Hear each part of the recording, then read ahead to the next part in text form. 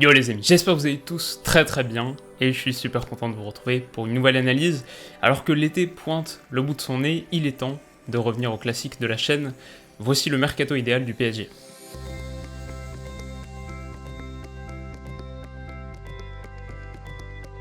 Alors comme l'année dernière, on va essayer d'avoir l'approche la plus structurée possible et j'ai même un peu simplifié notre trame pour distinguer 4 parties majeures à la vidéo. La première, c'est un bref rappel de l'existant, où est-ce qu'on en est, en gros, qu'est-ce qui a déjà été fait. Je pense que c'est particulièrement utile pour le PSG parce qu'il y a eu pas mal de mouvements, mine de rien, sur les dernières semaines, donc ça c'est le premier point.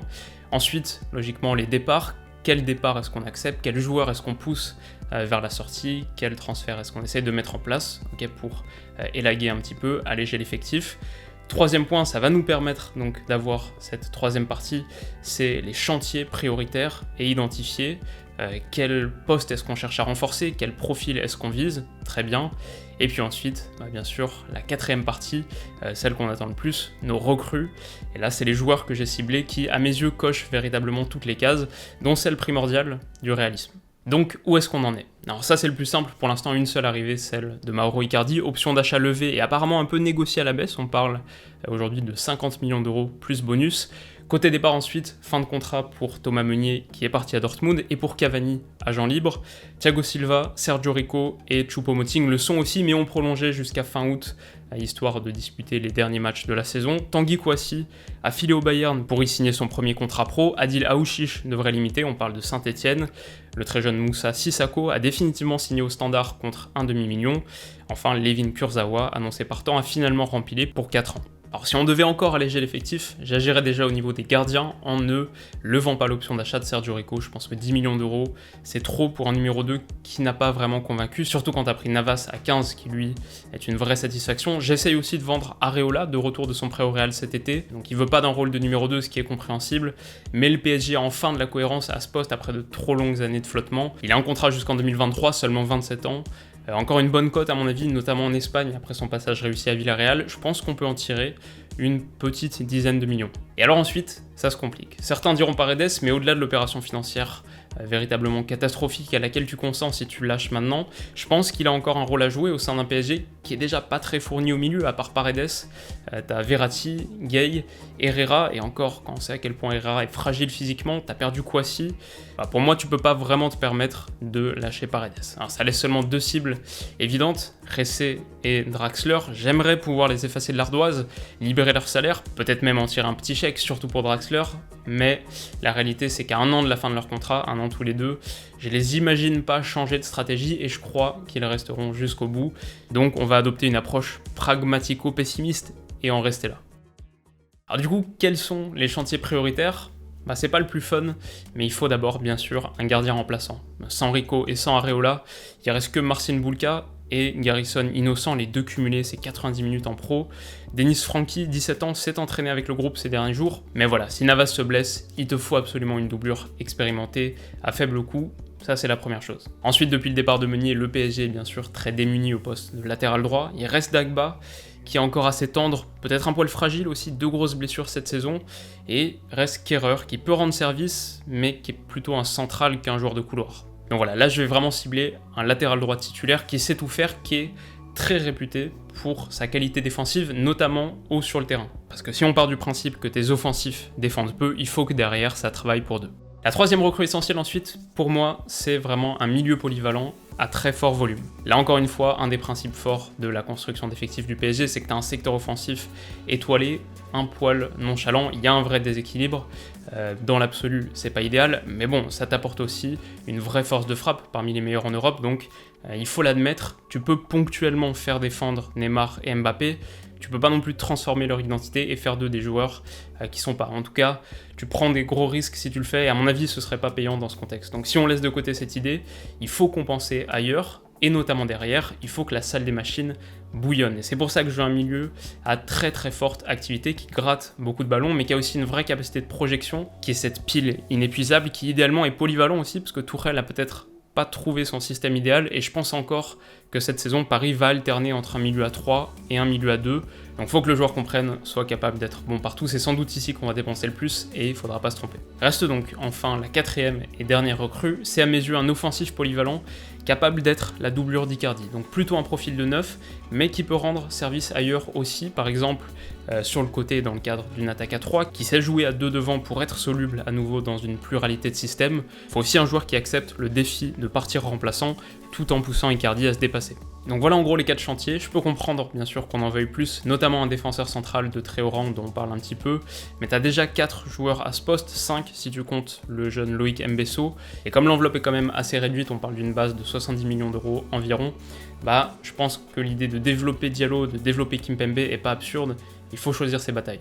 Bon du coup c'est le moment de vérité, et pour mon gardien numéro 2, je prends David Ospina. À 31 ans, il sort d'une bonne année à Naples, où il a partagé sa place de numéro 1 avec le jeune Alex Meret. Pas la meilleure saison pour Meret d'ailleurs, mais à 23 ans, ça reste un très gros potentiel, un gardien dont on parle beaucoup, un gardien d'avenir. Je me dis justement qu'à terme, Naples va vouloir l'installer définitivement, et donc qu'ils auront moins besoin d'Ospina. L'autre chose, c'est que quand, comme Paris, tu veux un numéro 2, tu dois cibler quelqu'un qui est à l'aise avec ce poste, et qu'il a prouvé. David Ospina l'a été à Arsenal pendant longtemps. Il est hispanophone et francophone, ce qui est un atout dans le vestiaire du PSG. En 2010, quand il était à Nice, il disait déjà qu'il voulait venir jouer à Paris. Naples a pris Arsenal pour 3,5 millions l'été dernier. Je pense que comme pour Rico, tu peux l'avoir en prêt avec option d'achat, sans doute pour moins cher, et ça serait une bonne pioche. Pour notre latéral droit ensuite, là il y a plein de noms qui circulent. Ricardo Pereira, bien sûr, c'est l'idéal, j'en ai déjà longuement parlé dans mon 11 de Première Ligue, mais bon, c'est sûrement trop cher. Ça parle un peu de Timothy Castagne aussi, ce qui est un beau clin d'œil pour ceux qui avaient vu notre épisode de l'été dernier, là pourquoi pas. Mais je suis allé faire un petit tour sur Wisecout, et en cherchant par filtre, le seul latéral droit des 5 championnats majeurs avec plus de 12 actions défensives réussies par 90 minutes et plus de 70% de ses duels remportés, c'est Nordi Mukiele de Leipzig, qui a aussi l'avantage d'être jeune, 22 ans, d'être français natif de région parisienne, connaît le très haut niveau, sort d'une saison pleine en Bundesliga, 8 matchs de Ligue des Champions dans les pattes cette année. On a parlé de ses grosses stats défensives, on a évoqué le fait qu'on cherchait un latéral capable de défendre haut et de combler les brèches laissées par l'offensive devant lui. C'est notre homme, mais il a aussi une vraie qualité de projection, 3 buts et 3 passes en Bundes cette saison, a joué milieu droit à l'occasion sous Nagelsmann.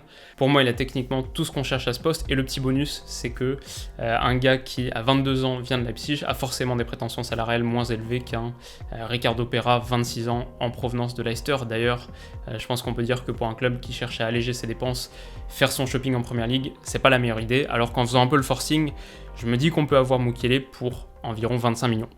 Alors notre milieu maintenant, le troisième poste à combler, et donc pour dynamiser / dynamiter l'entrejeu, j'ai pensé oui à Tanguy Ndombele, on connaît ses qualités et il semble y avoir un contexte propice à exploiter à Tottenham, mais je suis un peu moins convaincu sur d'autres points. Déjà je dirais que malgré toute sa qualité de ratissage et de projection, sur ces points il est impressionnant, il manque quand même de volume. À Lyon on le voyait vraiment souffrir sur l'enchaînement des efforts, notamment quand il fallait couvrir de gros espaces dans son dos en transition défensive, ça pend pas mal la langue. Après, il a aussi une vilaine propension à choisir ses rencontres. Alors au PSG, c'est peut-être moins un problème qu'ailleurs, au PSG où tu joues ta saison après tout sur 6, 8, 10 matchs, mais ça reste quand même une tare. Et puis, niveau salarial, ça va être bien sûr très élevé. Si tu peux t'épargner une négo avec Lévy de Tottenham, c'est un bon point. C'est quand même leur achat record, 60 millions, et ça fait qu'une saison qu'il est là. Donc comme je crois pas trop à l'hypothèse d'un prêt, je laisse de côté cette piste pour l'instant. Alors du coup, j'ai longtemps pensé à Manuel Locatelli de Sassuolo, beaucoup plus accessible, capitaine de l'Italie U21, énorme influence au milieu. C'est à la fois le deuxième meilleur joueur de Serie A en nombre de tacles réussis, mais aussi dans le top 10 de passes à destination du dernier tiers. Sur Wisecout, c'était un des seuls noms à ressortir haut, à la fois sur stats offensives et défensives. Le truc, c'est qu'honnêtement, j'ai pas vu assez de matchs pleins de sa part pour justifier honnêtement et sincèrement cette reco, donc malgré le fait qu'il aurait fait un tandem italien sympa avec Marco Verratti, je le laisse grandir un peu pour l'instant, et je prends plutôt Konrad Laimer, que j'avais mis dans mon 11 de Bundesliga fin mai, et dont je disais ça. On commence par Konrad Laimer, qui est, selon la formule de l'excellent Julien Maumont, le Lionel Messi du pressing, numéro 1 en Europe en pression réussie par 90 minutes, numéro 1 en Allemagne en nombre de pressions tout court, numéro 1 en tacle tenté. C'est à la fois un milieu qui court partout, son physique de marathonien très mince et éloquent, il a une caisse indescriptible, mais c'est aussi un joueur mobile avec ballon, doté d'une superbe qualité technique qui lui permet de se projeter à la récup et de porter le jeu. Et en fait, la réflexion qui sous-tend cette ambivalence est simple, c'est que pour être aussi bon au pressing, ça suffit pas d'être endurant, il faut compléter son volume avec de l'intelligence. Être bon au pressing, c'est peut-être avant tout, avant la caisse physique, c'est avoir une capacité de compréhension de l'espace au-dessus de la moyenne. Du coup, c'est une qualité qu'on retrouve et qu'on n'est pas surpris de retrouver chez Laimer sur le plan offensif. Il va toujours là où ça fait mal, peut évoluer sur le côté également, on l'a vu ce week-end testé en tant que latéral droit. Voilà, franchement, c'est un des tout premiers noms que j'ai coché sur ma liste, et c'est un des 2 ou 3 qui n'a jamais bougé, c'est peut-être les 24 millions d'euros les mieux investis de cette série. Alors oui, ça fait une deuxième recrue à Leipzig, mais s'il y a bien un endroit où il faut mettre le chèque, c'est ici, 23 ans, il apporte toute l'énergie qu'il nous faut dans l'entrejeu. Je le vois milieu central dans un 4-4-2, il a joué à ce poste, mais a fait aussi beaucoup de matchs en tant que sentinelle seul devant la défense, a même dépanné latéral droit, on a vu que ça pouvait nous servir, donc voilà, s'il nous coûte 40 millions, il nous coûtera 40 millions, mais sans aucun regret, on sort largement gagnant. Et puis donc enfin, pour le 9, doublure d'Icardi, mais un peu polyvalent quand même, j'ai pris Gérard Moreno de Villarreal. C'est un de mes coups de cœur de la saison, 15 buts et 5 passes D en Liga, mais il est très régulier, il en avait planté 16 en 2017-2018, 13 en 2016-2017. À 28 ans, et après avoir connu seulement la Liga, je pense qu'il pourrait être tenté par le challenge parisien, puis à part le fait, bien sûr, qu'il te garantisse entre 10 et 15 buts par saison, son avantage, c'est également qu'il peut jouer ailier droit dans un 4-3-3, bien sûr buteur dans un système à 1 ou 2 pointes aussi. Si on arrive à l'avoir pour 25 millions, ça nous fait donc un total de 90. En gros, on est dans les clous, et ça conclut un mercato ciblé, créatif, où on apporte 4 retouches de qualité, à un effectif déjà intéressant. Je crois bien que la mission est accomplie. Donc voilà les amis, ça conclut plus ou moins cette vidéo. On peut peut-être terminer par 2 questions dans les commentaires. La première, très simple, c'est si vous deviez noter ce mercato, lui donner une petite note sur 20, qu'est-ce que vous mettriez? Ok. Et la deuxième, encore plus importante, c'est si vous deviez choisir un joueur, une recrue que j'ai pas évoqué dans le cadre de ce mercato, que vous aimeriez voir débarquer au PSG cet été et qui est, on va dire, relativement réaliste, qu'est-ce que ce serait?